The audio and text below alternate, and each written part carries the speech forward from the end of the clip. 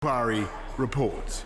But, Mr. Speaker, I know the whole House will want to join me in recording that after 10 tumultuous years, this is your last Prime Minister's questions.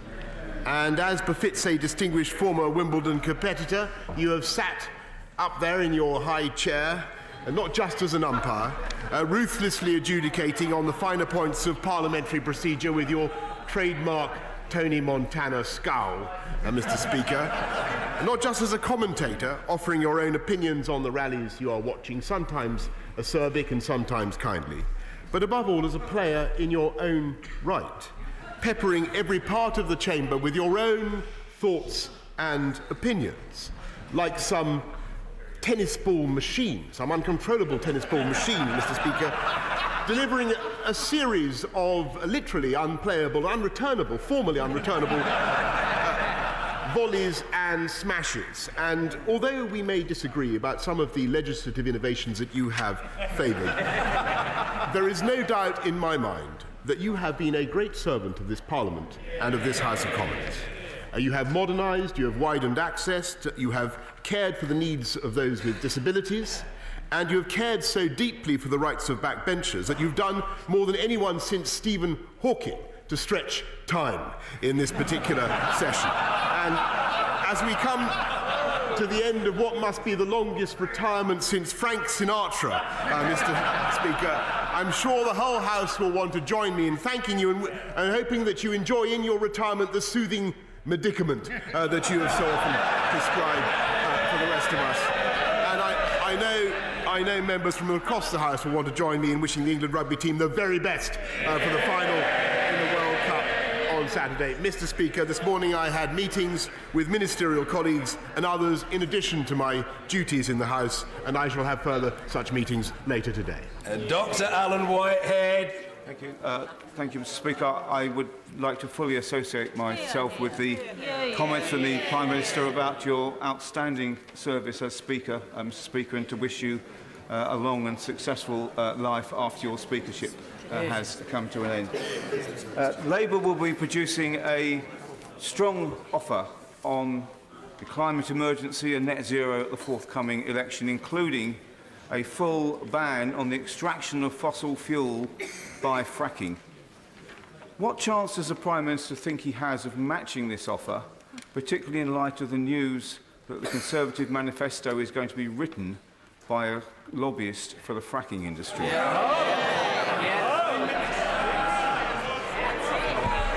Mr. Speaker, we will shortly be making an announcement about fracking in this country in view of the very considerable anxieties that are legitimately being raised about the earthquakes that have followed various fracking attempts in the UK, and we will certainly be following up on those findings, because they are very important. I think they will be of concern to members around the House. But I must say this government yields to nobody in our enthusiasm for reducing CO2. We have cut carbon emissions massively in the UK, and we're the first European country to commit to net zero by 2050. And that is what we are going to do. And we can do it because we believe in a strong, dynamic, robust market economy that is delivering the solutions in clean technology that are deplored by the party opposite. Simon Hoare. Thank you, Mr. Speaker. On behalf of these benches, can I first of all wish my right honourable friend the best of good fortune for the 12th of December. Yeah. Whilst we live in a period with some uncertainty, there are 426 people who have thalidomide, who very much rely upon the health grant to give them dignity, care and support. That grant comes to an end in a few years' time, Mr. Speaker. As chairman of the APPG for thalidomide, and on behalf of those 426 recipients, could I urge my right honourable friend to end their uncertainty as soon as possible by signalling a renewal of that grant to give them the peace of mind which I hope the whole House would agree they most certainly deserve. Well, I congratulate my honourable friend on everything he does for his constituents and indeed for the thalidomide victims, and I can reassure him that the current health grant, which is indeed, as he rightly says, subject to review in 2023, will be reviewed, and I'm getting the confirmation of that from my right honourable friend, the Health Secretary, and I hope that he will pass those assurances to the thalidomide victims as fast as he can. Jeremy Corbyn. Thank you, Mr. Speaker. Thank you, Mr. Speaker.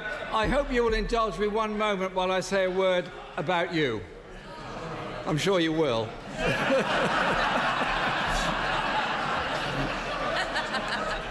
I want to thank you, Mr. Speaker, for the way that you've used your speakership in the decade-long tenure you've had. You've done so much to reform this House of Commons, and our democracy is the stronger for the way that you've done it. You have served for 10 years, you've given real power to backbenchers, vastly expanded the use of urgent questions, which has been overwhelmingly popular with all government ministers, and opened up the number of emergency debates, which is even more popular with even more government ministers. And in the traditions of the great Speaker Leinster and others, you've stood up for Parliament when it has to be stood up for, and I think we thank you for that. Because you've also carried that message internationally as well in the role of parliamentary democracy and parliaments holding governments to account. And as we hope to form a government in the future, we hope to be held to account by Parliament as well. But I also think, and I'm sure the whole House would agree with me on this, you've done excellent work in opening up Parliament to visitors, exhibitions and children, and you've reduced some of these strange customs and strange garments that people wear in this building.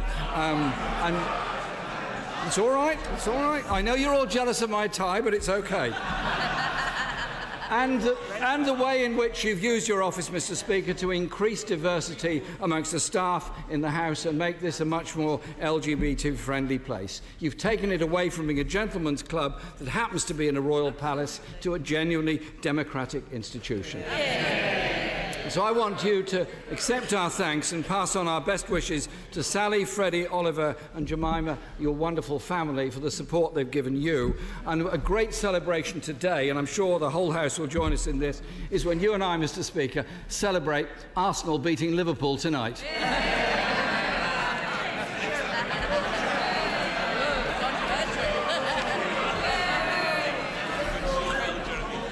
The Labour Party loves a debate and loves a bit of banter. Mr. Speaker, the Prime Minister's planned sell-out deal with Donald Trump means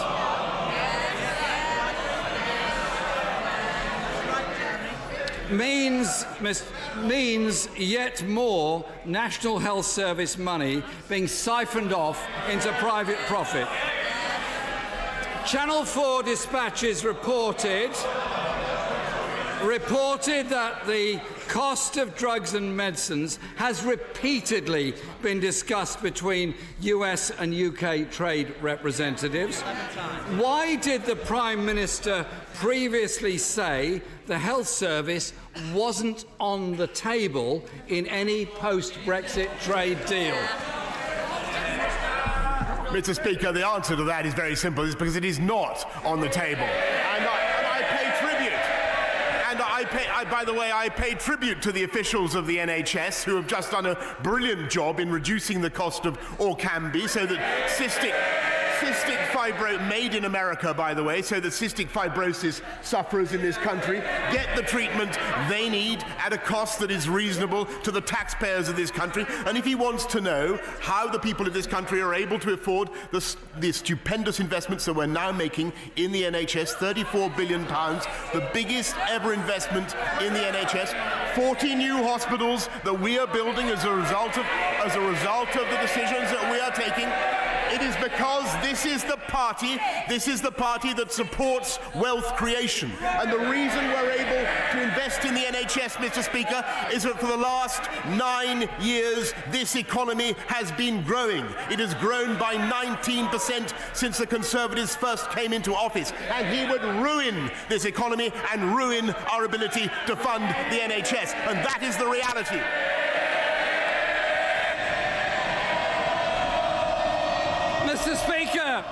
Mr. Speaker, we all welcome the fact that Orkambi will now be able to be provided in this country under the NHS, and we thank those that campaigned for it. The shame is that we're not told what the deal is with the company concerned. And as for these fabled 40 hospitals, that figure dropped to 20 and then finally dropped to 6. Mr. Speaker, we learned this week that government officials have met US pharmaceutical companies 5 times as part of the Prime Minister's planned trade detail. The US has called for full market access to our NHS, which would mean prices of some of our most important medicines increasing by up to 7-fold.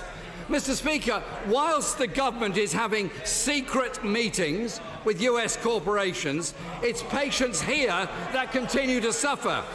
Can the Prime Minister explain why the number of people waiting longer for urgent cancer treatment has tripled over the last 9 years? Mr. Speaker, as he knows very well, this government is investing £34 billion into the NHS. We are seeing improvements in cancer survival rates across the country. We are seeing improvements in cancer survival rates thanks to the investments that this government is making. And I think it absolutely satirical, Mr. Speaker, that he should claim credit for getting Orkambi and other drugs delivered at a reasonable price. That is the work of the UK government. That is the work of the NHS supporting NICE to ensure that people in this country get affordable treatments. And he may not be aware of it, Mr. Speaker, but the Vertex, the company that makes Orkambi, comes from America. Is he seriously suggesting that the NHS should not engage in negotiations to ensure that British patients get the drugs they deserve? Is he so phobic? Is he so phobic of American companies that he would forbid them for having those discussions? Mr. Speaker, not for the first time the Prime Minister is talking nonsense. Of course we need to import medicines from various places. I just want it to be done in an open and transparent way. I don't want secret talks between government officials on behalf of ministers with big pharma corporations in the USA. And last year, Mr. Speaker, 34,000 cancer patients waited more than 2 months for treatment. And whilst early detection is obviously very important, the longer people wait, the less chance there is of survival from cancer. The Prime Minister knows that, I know that, the whole world knows that. Why can't he get it and put the necessary resources into the NHS to cut the waiting time?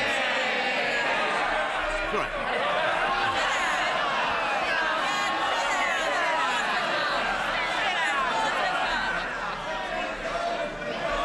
If he could just be patient for 30 seconds.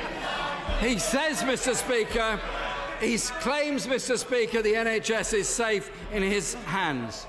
Why then has NHS privatisation doubled under this government, with nearly £10 billion being spent on private companies within our NHS? Mr. Speaker, the NHS is receiving unrivaled and unprecedented sums of taxpayers' money. But if he is seriously saying that he would not like dentists and opticians and Macmillan care nurses to work with the NHS, then I think he frankly must be out of his mind, Mr. Speaker. Let me tell him that cancer survival rates have actually increased year on year since 2010.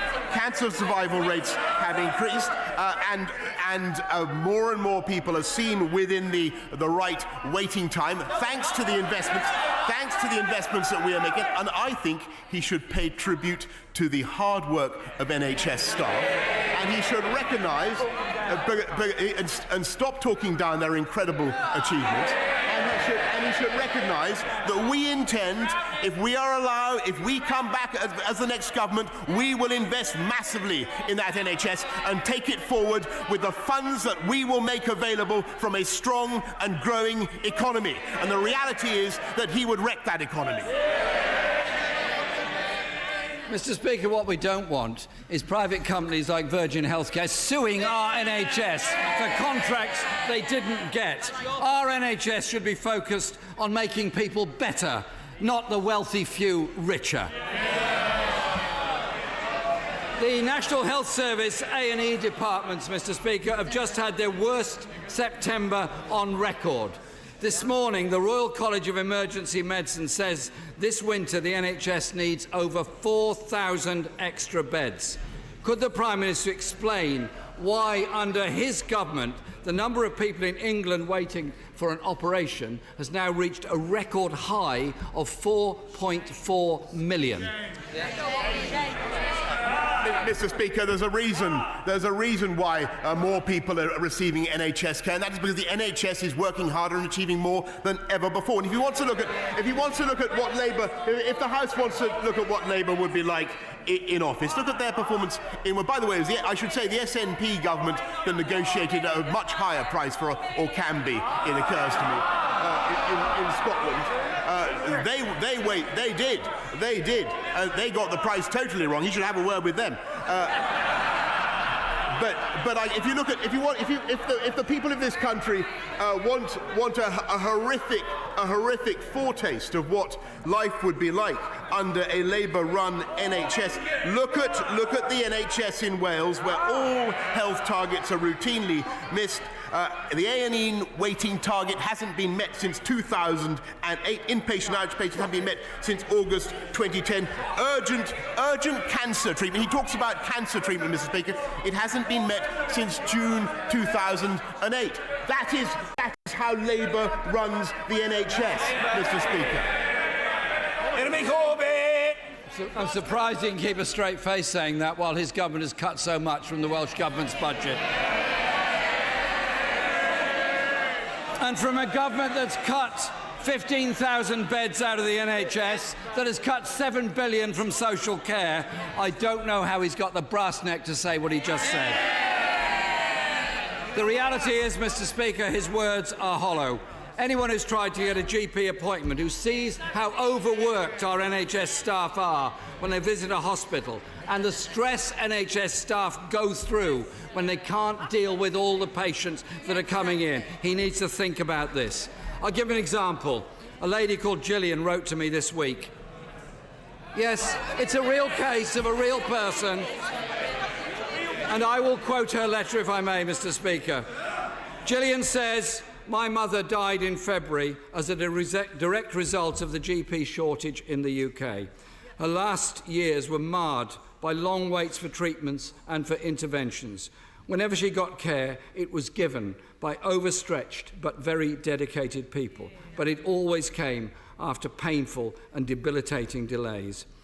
Why should that happen to Gillian's mum or anybody else's mum? The problem is the shortage of GPs, the shortage of nurses and the excessive waiting time for people with very difficult conditions and deep pain. They should be sympathised with and supported. Well, Mr. Speaker, I can certainly say that we will deal with his constituent Gillian's concerns, but I can tell him that there are 17,300 more doctors and over 17,000 more nurses on our wards since 2010, and I think, frankly, Mr. Speaker, it is time to differentiate between the politics of protest and the politics of leadership.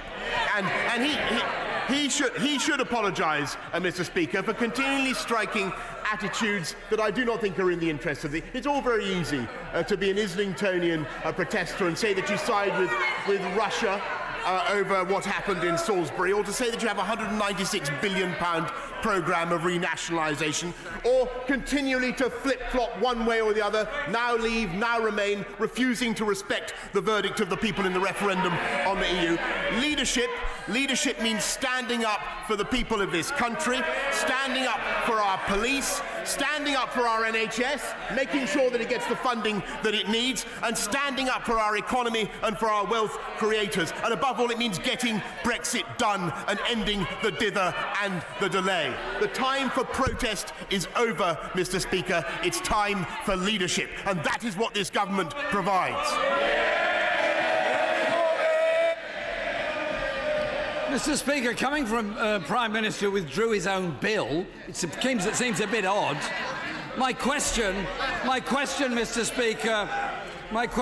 Speaker, was about somebody whose mother had died, and she believes that's because of the shortage of staff within the NHS. I would have hoped the Prime Minister would have tried to show some empathy and answer that question.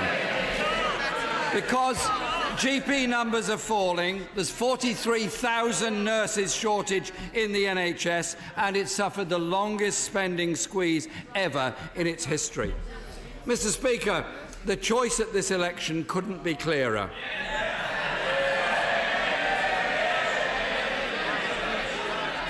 People have a chance to vote for real change after years of Conservative and Lib Dem cuts, privatisation and tax handouts for the richest. This government that's put our NHS into crisis. This election is a once-in-a-generation chance to end privatisation in our NHS, give it the funding it needs, and give it the doctors, the nurses, the GPs and all the other staff that it needs. Despite the Prime Minister's denials, our NHS is up for grabs by US corporations in a Trump-style trade deal. Isn't the truth, Mr. Speaker, that the right honourable gentleman will not be shouted down under any circumstances. He will complete his inquiry to the satisfaction of the chair, and people who think otherwise will quickly learn that they are, as usual, wrong. Jeremy Corbyn. Thank you, Mr. Speaker. Despite his denials, the NHS is up for grabs by US corporations in a Trump trade deal. Isn't the truth, and the government may not like it, isn't the truth that this government is preparing to sell out our NHS? Our health service is in more danger than at any other time in its glorious history because of his government, his attitudes and the trade deals he wants to strike. Mr. Speaker, I do indeed agree that there is a stark choice facing this country at this election, and it is between economic catastrophe under the Labour Party,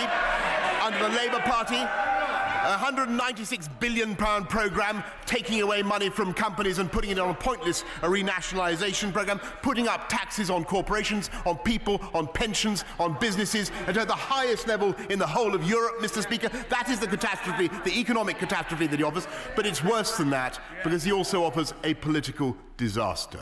Consigning next year, which should be a wonderful year for our country, to 2 more referendums, Mr. Speaker. Another referendum on the EU, because he can't make up his mind on what he thinks, flip-flopping this way and that, and another referendum on Scottish independence. Why on earth should the people of this country spend the next year, which should be a glorious year, going through the toxic, tedious torpor of 2 more referendums, thanks to Labour? We want next year to be a great year for our country, Mr. Speaker. We want it to be a great year because we are going to invest more in front-line NHS services.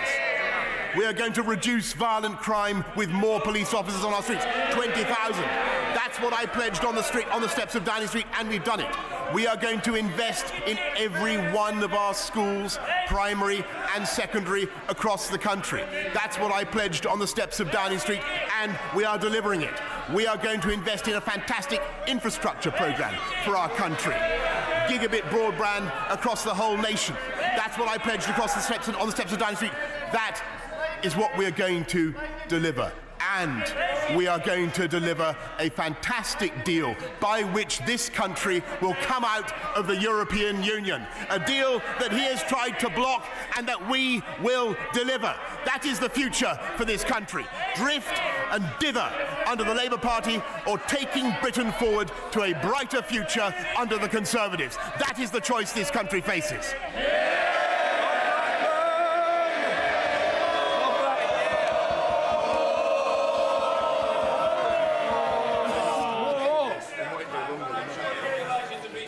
popular.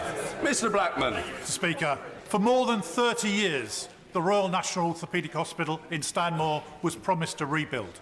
Under a Conservative government, we have the first phase of those medical facilities to match the world-class treatment provided by the medical team there. However, we have two problems. One is that the next phase is caught up in NHS bureaucracy, and sadly, two eminent non-executive directors have been dismissed from the board.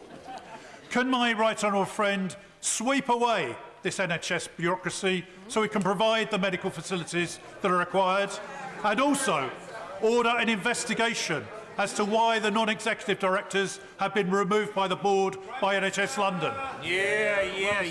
Mr Speaker, I congratulate my honourable friend on everything he does to campaign for his constituents and in particular for his hospital in Stanmore. And I can assure him that we will be making sure that that hospital, along with many others, will be in line for the funding he requires. But may I tell him that on his specific point about the administration of that hospital, I will indeed be asking my right honourable friend, the Health Secretary, to deal with his concerns very speedily. Ian Blackford. Thank you, Mr Speaker. And can I, on behalf of those of us on these benches, wish you all the best for your impending retirement and salute you, sir, for the way that you have stood up for the democracy of this House in order that at this time of crisis that we hold the government to account. We trust that you enjoy your many passions in retirement. You'll always be welcome up in Scotland, and if you need to visit a football team as an antidote to Arsenal, you'll always be welcome at Easter Road to see the mighty Hibernian. And let me, Mr Speaker, wish England all the best for the rugby on Saturday.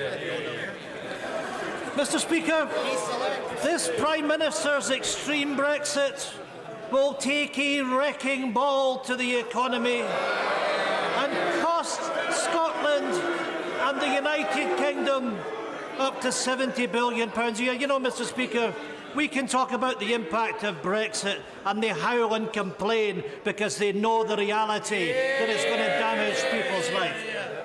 Isn't the truth, Prime Minister is willing to throw Scotland under his big red bus to deliver his Brexit, no matter what the cost?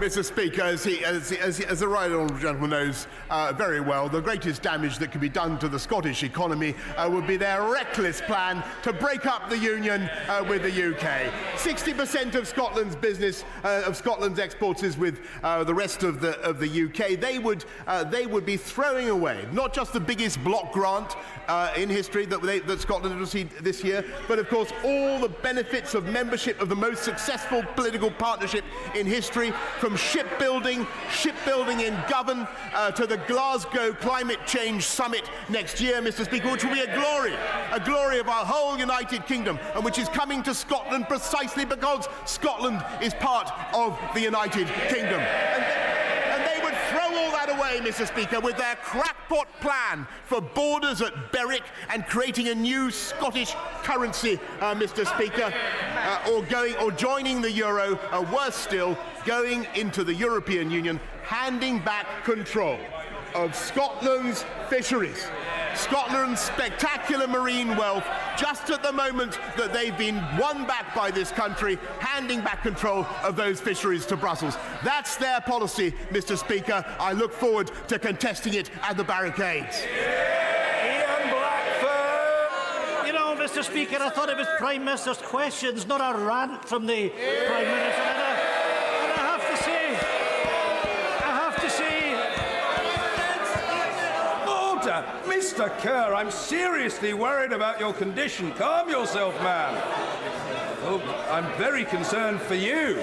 Calm down. Ian Blackford! Well, I certainly wish Mr Grant all the best for his future, because he's not coming back like so many of the Scottish Conservatives. And, you know, we hear that the Prime Minister's going to be coming up to Scotland in the election campaign.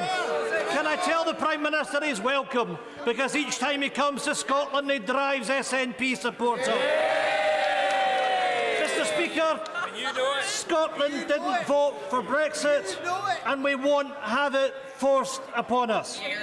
Isn't it clear that the Scottish National Party is the only party standing up for Scotland's interests and respecting our democratic decision to remain in the European Union? Mr. Speaker, this coming election will be one of the most important in Scotland's history. Only a vote for the SNP can secure the escape route for Scotland away from this Brexit mess, from the chaos of Westminster, the austerity of the Tories, and to protect Scotland's right to choose our own future as an independent country in Europe. Well, Mr. Speaker, I'm sorry if I seem to rant at the right honourable gentleman, but if I may say, Mr. Speaker, well, he does rant quite a lot about independence for Scotland, and he bangs on about it endlessly. Why does he go on about Scottish independence so much? It's because he wants to conceal what the SNP government is actually doing in Scotland, Mr. Speaker, and they are wrecking, and they are diabolical for the Scottish economy. They have the highest taxes in the UK. They're not running either health or education well. That is why they're so monomaniacal about independence and smashing the union, Mr. Speaker. And actually, when I look at the good things that are happening in Scotland, and there are some wonderful things happening, it is very often thanks to Scottish Conservatives who are delivering £200 million, Mr. Speaker, for Scottish farmers, all thanks to the intercessions of Scottish Conservatives, the biggest ever block grant from London to Scotland, Mr. Speaker, and, of course, it is Scottish Conservatives who can be relied upon, unlike any other party in Scotland, unlike Labour, unlike the SNP, to keep the union together, the most successful political partnership in history. The House must calm itself. The truth is that one person's rant is another person's stream of passionate and uninterrupted eloquence. Mr. Nigel Evans.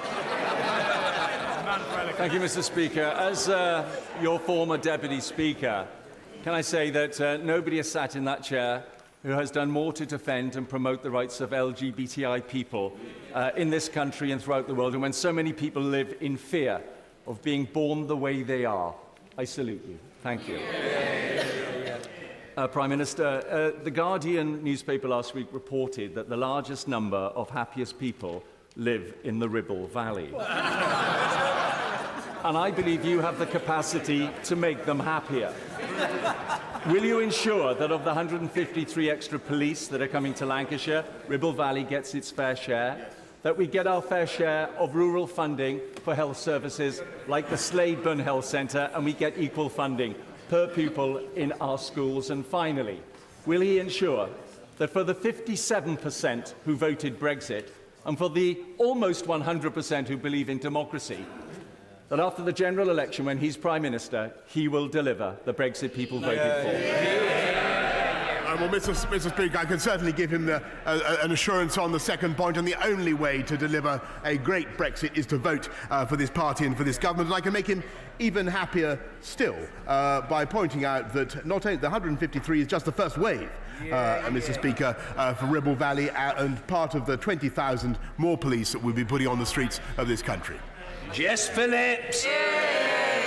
Thank you, Mr. Speaker. I have never known this place without you here, and I think it will be. Well, it's going to be different. It's a delight to see your children here watching today, because I know that while you have a responsibility to Parliament, that you take your responsibilities as a parent incredibly seriously also.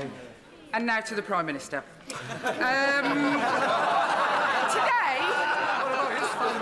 Today is my son Danny's 11th birthday. Happy birthday.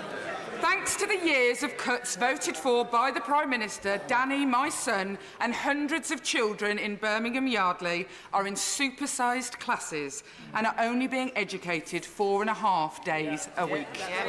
I don't want to hear his fancy stock answers about Brexit or Russia that he's been giving from his little folder. I want about how you're going to give more. I know what the Prime Minister Both representatives at the dispatch box spoke with force and fully. The Honourable Lady is not going to be cut off by people ranting at her. She will be heard. If there are people who don't want to hear it, they're welcome to leave. I don't think she'll care, and neither will I. The Honourable Lady's question will be heard, and that's the end of it. Jess Phillips. I don't want to hear his campaign ad answer, because my son won't be able to go to school on Friday, so his campaign ad answer does nothing for me as a parent. I don't... Please, I'm so glad that you think it's really funny that people can't go to school 5 days a week. The Prime Minister is responsible for the children in this country, and while he might struggle with that personally, I would like to know, will he today commit that there will be a minimum number of children in every class post the election, and every single child will be able to go to school for 5 days a week? Well, Mr. Speaker, can I first of all wish a very happy birthday to Danny, and I can reassure her that I believe that under this government, under this Conservative government, he will have the best possible chance, not only of having the funding for his school that he needs, because we're investing in every primary and every secondary school in the country, and Mr. Speaker, he will also, as I say, £14 billion to level up funding both in primary and in secondary schools. And, Mr. Speaker, I believe that Danny will have a better chance of a great job under this government, and look at what we've achieved already. Record employment under this government, and a better chance of being able to find eventually his own home. So Danny has a great future under this government, Mr. Speaker, and I hope she'll reassure him on that point. John Lamont. Thank you very much, Mr. Speaker. In Scotland, Nicola Sturgeon and the SNP are letting down our wonderful NHS staff and the patients they look after. Waiting time targets have been missed, capital investment has been slashed, and there's a £1 billion maintenance backlog. Does the Prime Minister agree with me that rather than obsessing about independence referendums, Nicola Sturgeon should end her neglect of Scotland's NHS? Mr. Speaker, I congratulate my honourable friend on everything that he does for his constituency in Berwickshire, and he's absolutely right. That it is, and that is why, as I said earlier, that is why they rant, to use his own word. That is why they rant so incessantly about independence, because they wish to distract, they wish to dead cat, as the saying goes, from the lamentable failures of the SNP government in Scotland, and he's entirely right. If this goes on, I think that the SNP will forfeit all right to manage the NHS in Scotland. Ronnie Cowan. Thank you very much, Mr. Speaker. Fireworks and politics can be entertaining. Unfortunately, fireworks of explosive types can cause great distress to people, pets and livestock. The SNP Scottish Government ran a 14-week consultation and received over 16,000 responses. 94% of respondents said they would welcome increased controls on the sale of fireworks. The relevant legislation covers consumer protection and explosives, environmental law and animal welfare law. Has the Prime Minister ever considered banning the sale of fireworks to the general public, and in the short time left to him, will he?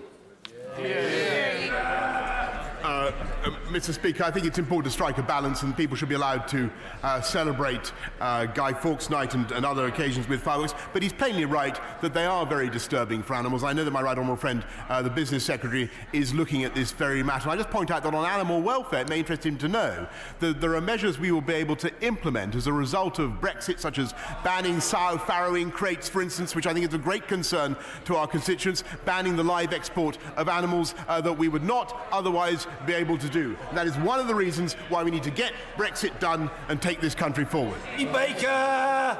Mr. Speaker, thousands of British people in Wickham have family and friends on one or both sides of the line of control in Kashmir, with so many serious allegations of human rights abuses being made. Does the government accept that this is not merely some foreign policy issue to be dealt with by others, but that it is an issue of the most immediate and profound concern in Wickham and in towns across the UK? I thank my honourable friend, and he's absolutely right that this matters very much not just to him and to his constituents, but the welfare of communities in Kashmir is of profound concern to the UK government. And he also knows, of course, that it is the long-standing position of the UK government that the crisis in Kashmir is fundamentally a matter for India and Pakistan to resolve, and it is not, alas, since we were there at the very beginning of this crisis, he will understand for long-standing reasons it is not for us as the UK to prescribe a solution in that dispute. In my constituency, the squeeze on government spending has meant we have a third fewer police than we had in 2010. We have lost half of our children's centres, and the state of disrepair at St Mary's Hospital, Paddington, is so acute that last week the outpatients department was closed because of leaking sewage. What? How then can the Prime Minister justify squandering £2 billion of public money on no-deal Brexit preparations, following his feeble pledge to exit the EU tomorrow, do or die?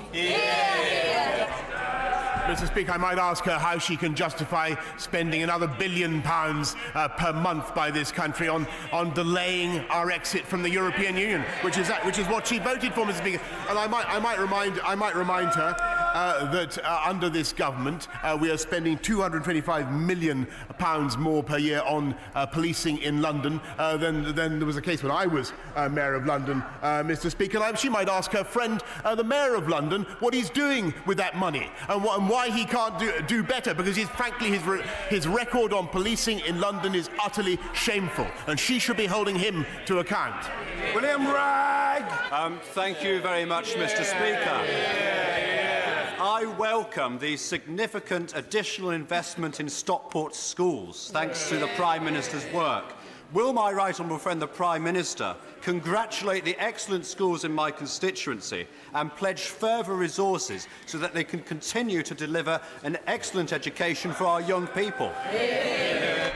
Mr. Speaker, I'd be very happy to congratulate Warren Wood and Norbury Hall schools, which I believe is the alma mater of my honourable friend, and to confirm what I think he knows and what the whole House knows, that those schools and every other school in the country is getting £14 billion more to level up funding for every pupil in this country. That is possible because of the policies pursued by our one nation Conservative government, and it will be ruined by the Labour opposition. Cunningham! Thank you, Mr. Speaker. Due to health inequalities, men in my Stockton North constituency live an average of 16 years less than in his. So would the Prime Minister agree it's time my area got the new hospital promised 10 years ago, but axed by the Tory Lib Dem coalition? Mr. Speaker, I will certainly look at what we can do to ensure that he does get a new hospital in his constituency, but I can tell him that because we have a huge programme now underway, but I can tell him the only way to deliver that investment, £34 billion investment in the NHS, the biggest in modern history, is to ensure that you have a dynamic one nation market economy of the kind that we have. I'm afraid all that his party would do is whack up taxes on business, on companies, in such a way as to destroy the viability of the UK economy. And that's the programme that he supports. Mr. Kenneth Clark!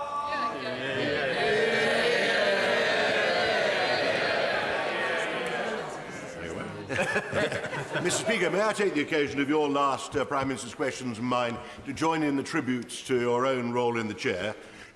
During your decade, there have been unprecedented attempts, really, to try to, at times, increase the power of the executive at the expense of this Parliament, and you have been very formidable in maintaining the duty of government to be accountable to this House. I trust your successor will try to live up to your very considerable achievement.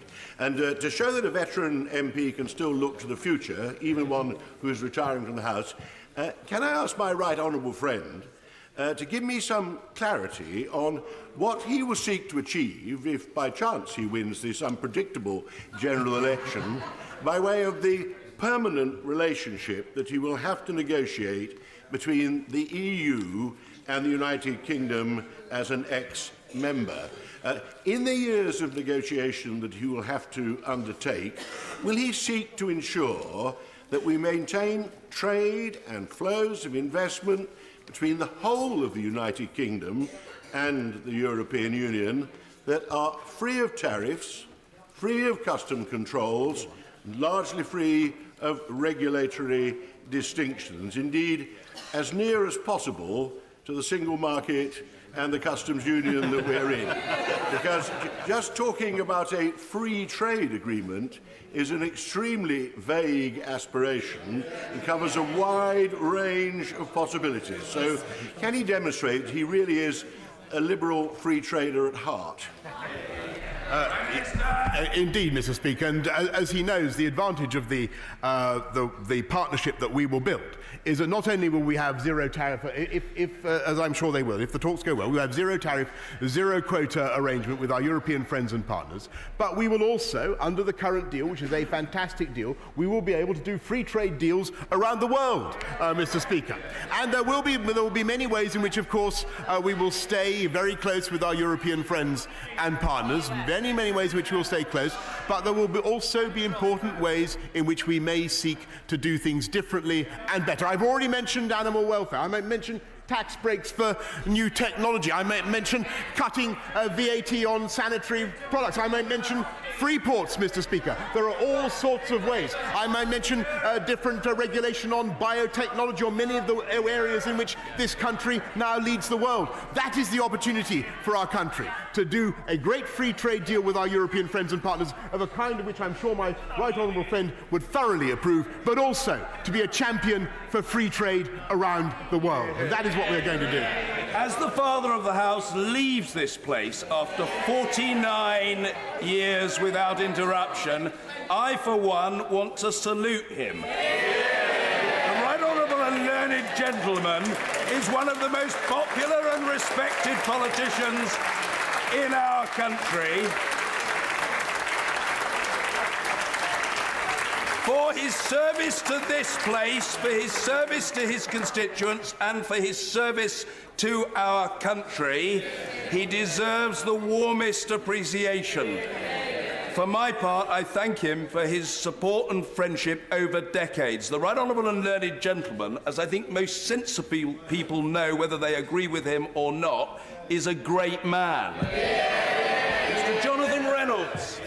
Thank you, Mr. Speaker. I know everyone on this side of the House would like to associate themselves with those comments to the floor of the House. Mr. Speaker, one of the most consistent things I've seen in all my parliamentary casework is I'm afraid too many children with special educational needs not getting the support they need, something I know, Mr. Speaker, you personally support a great deal.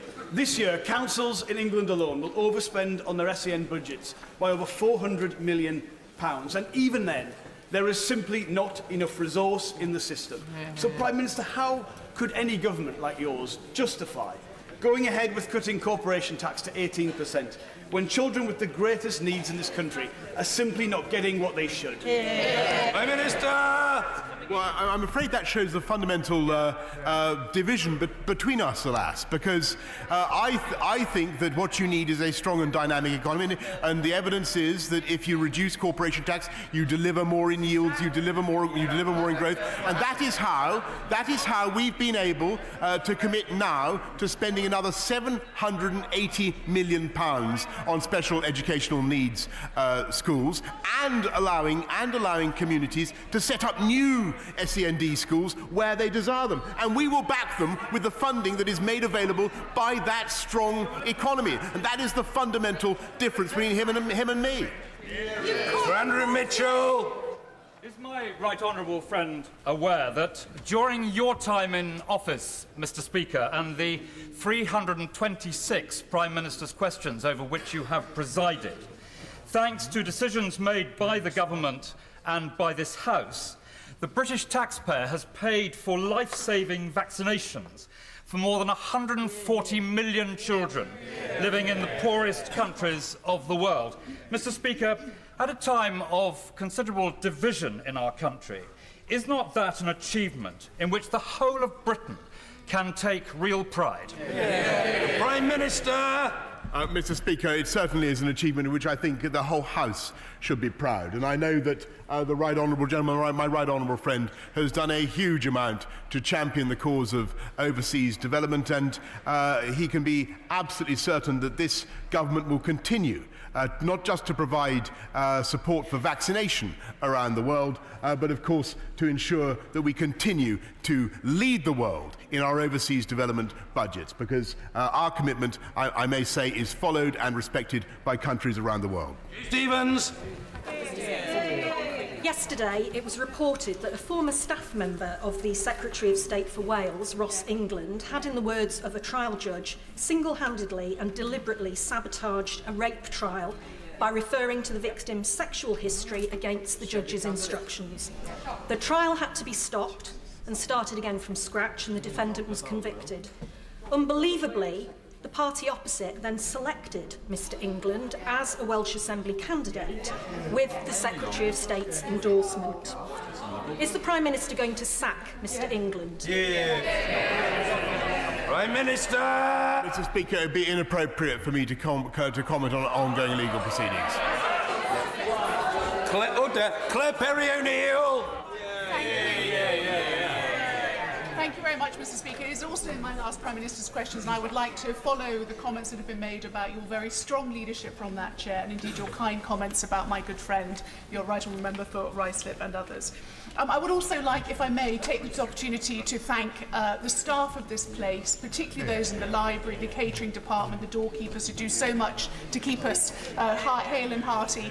I'd like to thank my very number of friends and colleagues across this place, including my right honourable friend, the member for Maidenhead, who have been so personally kind to me over the last few months and so supportive of our policies, particularly the introduction of our net zero legislation. I would like to thank the people of Devizes who have given me their trust for the last 9 years. It has been the privilege of my life to serve you. But I would like to ask the Prime Minister a question. Does he believe, like me, that there is no planet B, and that we should take the opportunity of this Brexit blockage-breaking election to move on, move the country on, and focus on the incredible things that we can do as the host of the UN's global climate change talks, which may be in Glasgow but are a 4-nation COP next year, so that we can help the world to get on with dealing with the problem of the next 30 years, how we repair our climate. Prime Minister! Well, Mr Speaker, may I pay tribute to my right honourable friend for everything she's done in her parliamentary and indeed her ministerial career, and to agree with her, to associate myself, by the way, Mr Speaker, with your comments on my right honourable friend, the member for Rushcliffe as well. But I know that she is actually leaving this place to do something perhaps even more important, which is to run our COP26 summit next year in Glasgow, and I know that she will do an absolutely outstanding job, and I think she is completely right that it would be far more wonderful for this country to focus on what we can do to lead the world in tackling the problems of the environment and tackling climate change than frittering away yet more political time and capital in 2 more pointless referendums. So I thoroughly agree with her proposal. Henry! Thank you, Mr Speaker. Can I say to you from the Highlands, Gura Mahechlat? Prime Minister, my constituent Rachel has been separated from her 2 young children and her husband Mark and forced to return to Malaysia because her £2,000 spousal visa application was refused. It was refused because her husband Mark's payslips were not included. The problem is, Prime Minister, that payslips are not a requirement on the UKVI checklist, and she called and emailed UKVI and was told no further information was required. Does he consider this to be fair, and will he personally look into her new £2,000 application to ensure this Highland family are reunited by Christmas? Well, Mr Speaker, I thank him for raising his constituents' problem with UKVI, and I will make sure that my right honourable friend, the Home Secretary, addresses it immediately. John Barron! We all remember that the opposition parties never wanted to give the people an EU referendum, even opposing our amendment to the 2013 Queen's Speech, selected by you, Mr Speaker, an early Brexiteer, to regretting the absence of a referendum bill. Given that they've done everything they can to delay our departure, may I urge the Prime Minister, as we head into Christmas, whatever their antics, that he leads a positive, decent, one nation campaign, a stronger economy to help those less fortunate, which addresses the divisions in our country, and we wish him well. Well, Mr. Speaker, I thank my right honourable friend for putting it so succinctly and so well. That is exactly what we want. I think it's what the people of this country want. They want to get Brexit done, and they want to move forward with a one-nation agenda to unite this country, level up across the country with better education, better infrastructure, and fantastic new technology. That is our agenda. Their agenda is for years more of political dither, delay, and division. Angus Brendan McNeill. I believe, Mr. Speaker, Angus Kermahich live as well from the Hilling in year. Mr. Speaker, with Scotland's changing status in Europe since 2014, why will the Prime Minister not agree to a Section 30? Why has he so far refused a Section 30 as a route to enable an independence referendum for Scotland? Scotland needs to join the dozens of normal, independent European nations and become independent. Well, Mr. Speaker, I think the honourable gentleman knows my answer to that, which is that there was a referendum in 2014. The result was very clear. People were promised that it would be a once-in-a-generation referendum, and I don't think that we should break that promise. Hugh Merriman. Thank you very much, Mr. Speaker. It's a pleasure to see you in your Arsenal tie. I've worn mine as well. For two reasons. I'm sorry the Leader of the Opposition has not worn his own. Mr. Speaker, before I go on and ask the Prime Minister a question, can I thank you not just for giving me a voice in this place, but for giving representation to my family and those I grew up in Buckingham that you have served so well as their local MP. They have asked me to pass on that you'll be missed dearly by them. Returning back to the football politics metaphor, would the Prime Minister agree with me that when it comes to both football and politics, the owner of the number 10 berth is key to success? And so would he rather see a centre-right dominant leader sweeping all before him domestically and in Europe, or should we look towards the left wing where we might see a misfiring striker more at home in the 1970s? Prime Minister! Again, Mr. Speaker, I thank my honourable friend who does a superb job of representing his constituents. My own footballing skills are legendary. I can do it, Mr. Speaker. I can do it, and I enjoy it. But the most important thing is to have a team that is united and that will deliver a great future for this country. And that is what we offer, Mr. Speaker. And I'm afraid it is in sharp contradistinction from the Labour Party, because last night, I think more than 100 of them couldn't even be bothered to vote for a general election in which they're shortly about to contest. What kind of confidence is that in their leader, Mr. Speaker? Paul Roberts. Lefarydd, ni hoffwn ni cymryd y cyfle I ddeud, ni fydd eich tebyg yn y tîm eto, a mi fyddwn ni'n gweld eich eisiau. I don't think we'll see your like again, but we will miss you in this House.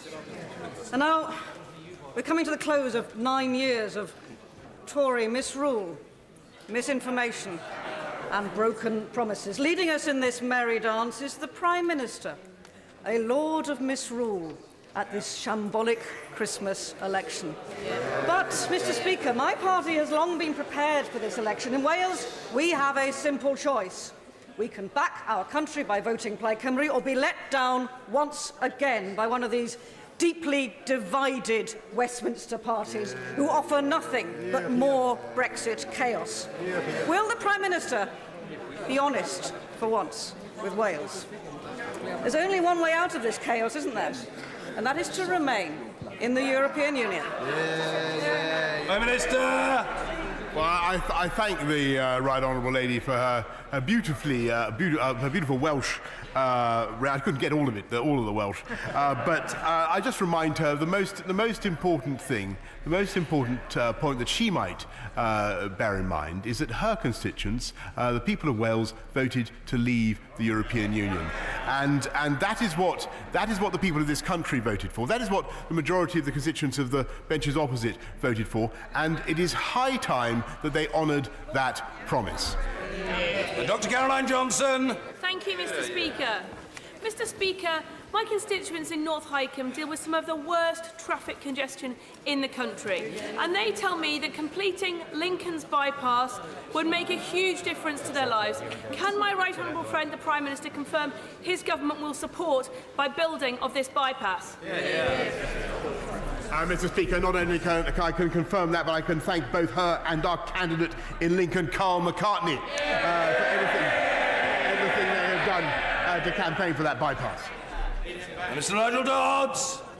Thank you, Mr. Speaker. And can I, on behalf of the members of my party, thank you for your service to this House. You came to office at a very, very turbulent and challenging time for this House, and you've always been very assiduous in protecting the rights of backbenchers and smaller parties, and we thank you for that and wish you well in your retirement. Mr. Speaker, in the dying days of this Parliament, would the Prime Minister please do something for the victims of historical institutional abuse in Northern Ireland? I raised this at Northern Ireland Questions. There is still time in this Parliament to get this legislation through. The victims have been waiting for so long now. It is cross-party, cross-community support. Would he please act on that? I thank my right honourable friend for the point he's made, and he's campaigned very much on that issue. The government, of course, has fulfilled its promise to introduce legislation on the matter, and as he knows, my right honourable friend, the Secretary of State for Northern Ireland, has had productive meetings with representatives from victims and survivors groups. But the most powerful way of addressing this issue, as he knows, will be if we can all work together to get the Stormont executive back up and running to deal with the matter themselves. Sir John Hay. Thank you, Mr. Speaker. There will never be, because there could never be, a more eloquent and articulate speaker. We will miss your style and your remarkable encyclopedic grasp of detail. And I will miss the literary references, by the way, Mr. Speaker. Marcel Proust said the only... Hear about Proust. The only real voyage of discovery consists not in seeking new landscapes but having new eyes. And hard-working British patriots that voted to leave the European Union with fresh eyes have in their sights the bourgeois liberal elite that is trying to steal Brexit from them.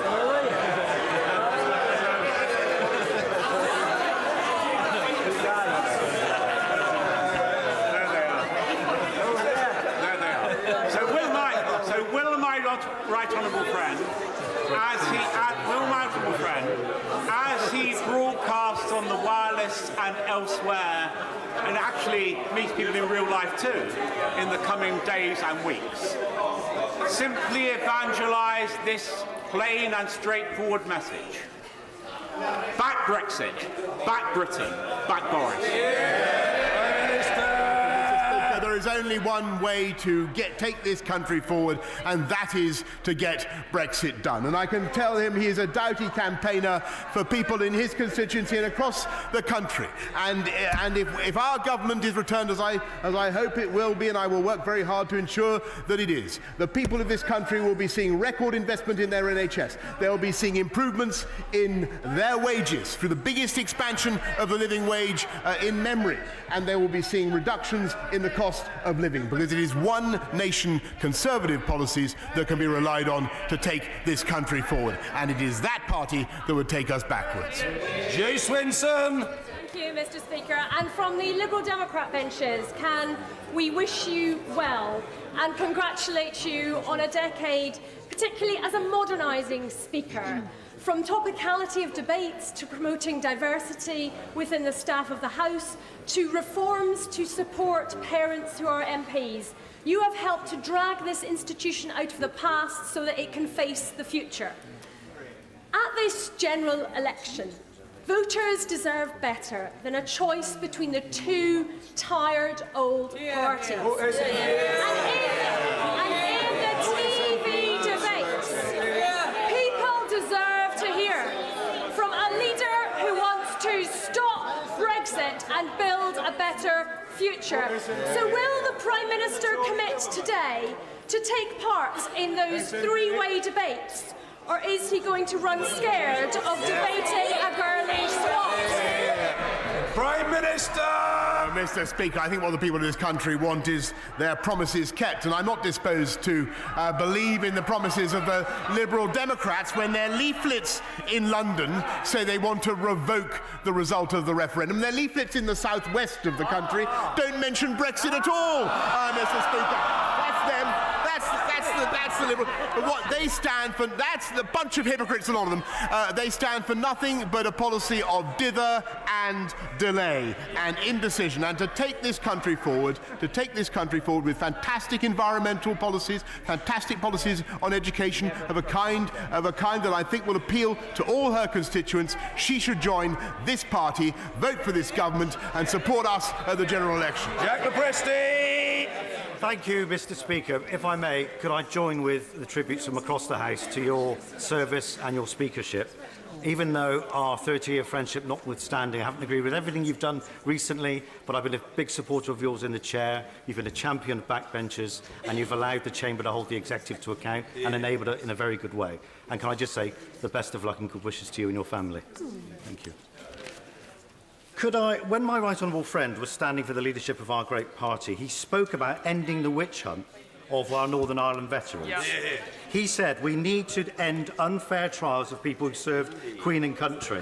He said the persecution of veterans facing historical allegations over troubles in Northern Ireland has got to stop.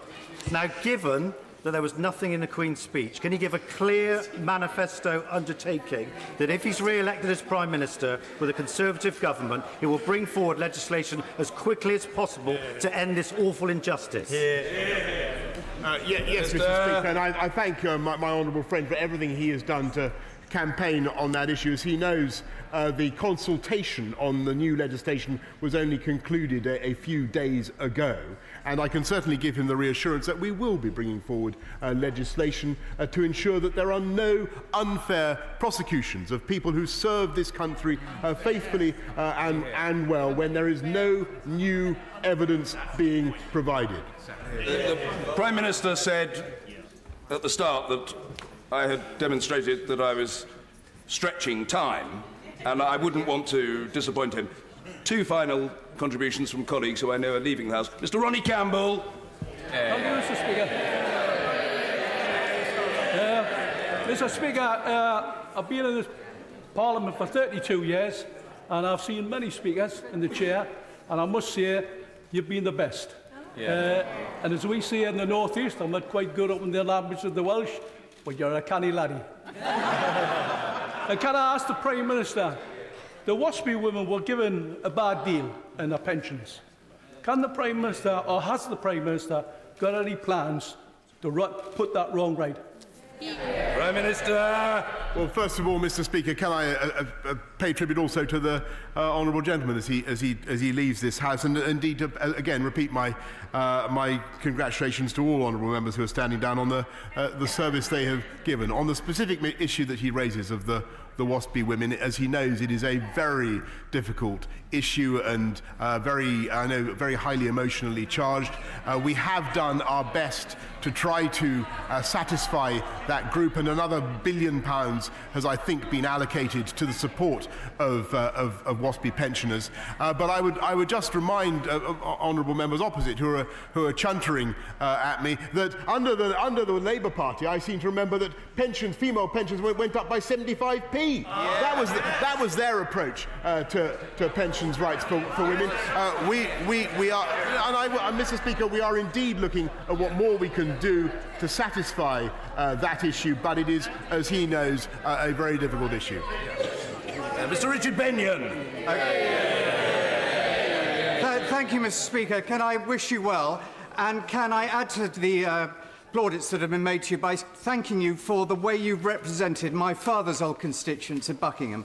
I know you've been assiduous in that. Many years ago, the Prime Minister was campaigning in Newbury to help get me elected. And he was asked by the Newbury Weekly News whether there was any chance of him becoming Prime Minister. And he said he thought there was more chance of being decapitated by a frisbee. Can I say that I take great delight and will continue to take great delight that he has defied those odds.